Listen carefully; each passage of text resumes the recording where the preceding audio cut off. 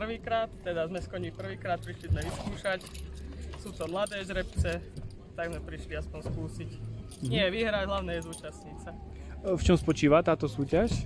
Aké sú tu disciplíny? Furmanské preteky spočívajú, prvá disciplína je s vozom cez prekážky, druhá je práca s drevom a tretia je silová disciplína ťažký ťah. Ktorá je pre vás najväčšou výzvou? Ťažký ťah.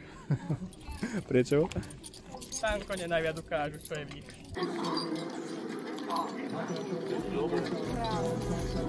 Čo sa nezastavilo.